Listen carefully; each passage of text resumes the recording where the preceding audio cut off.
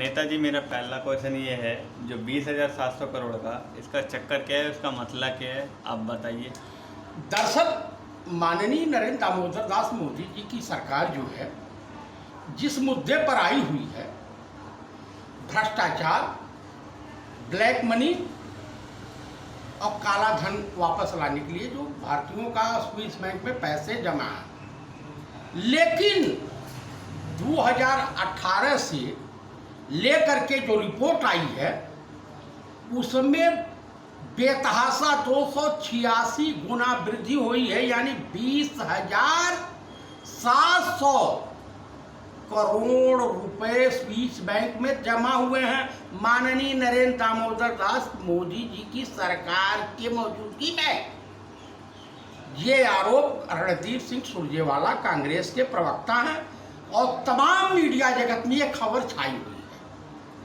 तो मैं माननीय प्रधानमंत्री श्रीमान नरेंद्र दामोदर दास मोदी जी से ये पूछना चाहता हूँ और देशवासियों से ये सवाल पूछना चाहता हूँ कि जो संघी मानसिकता वाले भाजपाई नेता हैं, जब ये भगवान श्री राम के मंदिर निर्माण ट्रस्ट समिति में बैठ करके ये भ्रष्टाचार वहाँ फैला सकते हैं, जो चंपत राय राजा हरिचंद की छठी औलाद अपने आप को बता रहे हैं, वो ये गौशाला की जमीन को अवैध रूप से कब्जा करके उस पर डिग्री कॉलेज बना लिया है। Rohilkhand university, Jyoti Baba Phule by university से उस डिग्री कॉलेज को मान्यता प्राप्त हो गई है।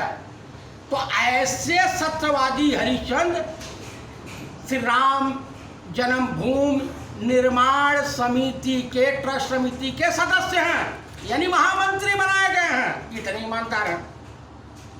जब जगत गुरु शंकराचार्य श्री स्वरूपानंद सरस्वती जी ये कह रहे हैं कि इसकी जांच करा दी जाए, और इस कराने में क्या दिक्कत हो रही है, कि उत्तर प्रदेश सरकार को और या भारत सरकार को, उसी तरीके से भाजपा जो है भ्रष्टाचार के आकंठ में डूबी हुई है। सबसे ज्यादा ब्राह्मणों की हत्याएं उत्तर प्रदेश के माननीय यशस्वी मुख्यमंत्री हिंदू हृदय सम्राट योगी आदित्यनाथ के रेजिम में हुई है। भाजपा ब्राह्मणों का वोट चाहिए, यादवों का वोट चाहिए, बैकवर्डों का वोट चाहिए, दलितों का वोट चाहिए, और मुख्यमंत्री भगवा वस्त्रधारी चाहिए। क्यों? क्या रीजन है? दरअसल भाजपा में वही नेता फिट होता है जो बिना बोले काम करता रहे, नहीं तो उखाड़ करके फेंक दिया जाएगा। आपको बता दूं कि अभी ये सरकार जब जाएगी तो इसके भ्रष्टाचार की तह दफ्तर खुलती जाएगी। क्या कारण है कि आरएसएस आज तक रजिस्टर्ड नहीं हुआ? आरएसएस के पास जो चंदे के रूप में कहां से धन और दौलत आती है, उसका वो क्या करते हैं?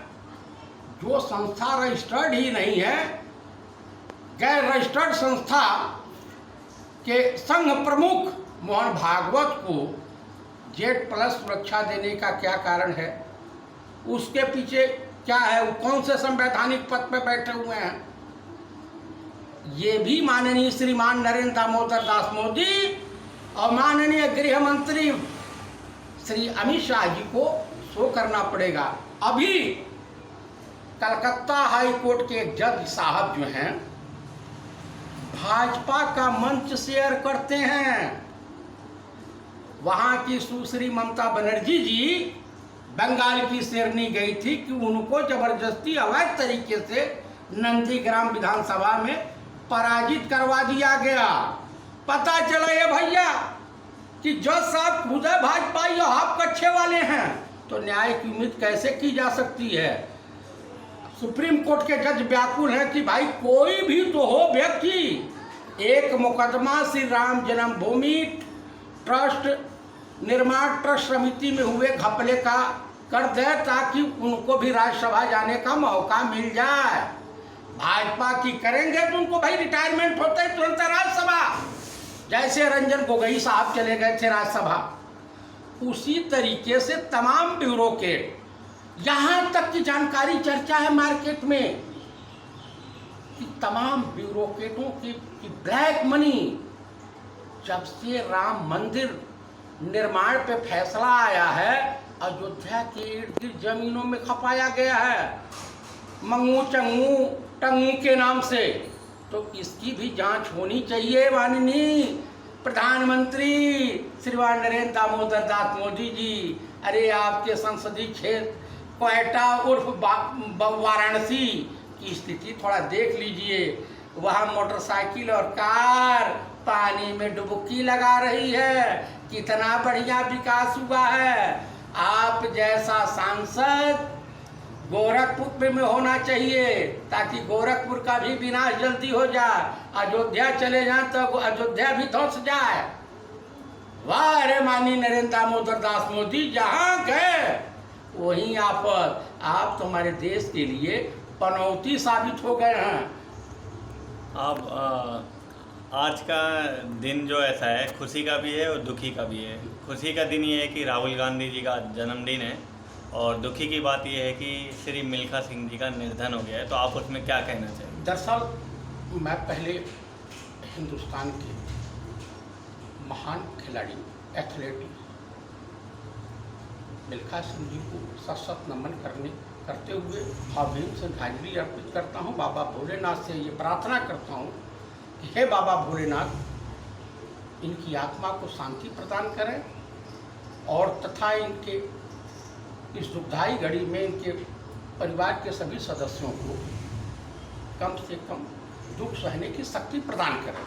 और दूसरी बात यह है कि मैं भारत के होनहार, ईमानदार, पढ़े लिखे, जिम्मेदार, जनप्रिय, लोकप्रिय, संत स्वभाव के कांग्रेस के पूर्व राष्ट्रीय अध्यक्ष, विश्व के चुनिंदा नेताओं में शुमार माननीय राहुल गांधी जी के जन्मदिन के पावन अवसर पर, शुभ अवसर पर शुभकामनाओं सहित हार्दिक बधाई देता हूं और बाबा भोलेनाथ से ये प्रार्थना करता हूं कि इस आदमी पे अपनी कृपा दृष्टि बनाए रखें। यही आदमी हिंदुस्तान को विकास के रास्ते पे ले जाने की क्षमता रखते हैं।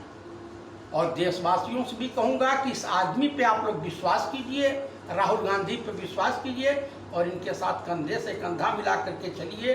नेहरू परिवार, गांधी परिवार का इतिहास रहा कि देश के लिए जिए हैं और देश के लिए ही मरे। चाहे इनके पिताजी माननीय स्वर्गीय पंडित राजीव गांधी जी या स्वर्गीय श्रीमती इंदिरा गांधी जी या पंडित जवाहरलाल नेहरू, उनकी वहाँ कुर्बानियों का तांता लगा हुआ है।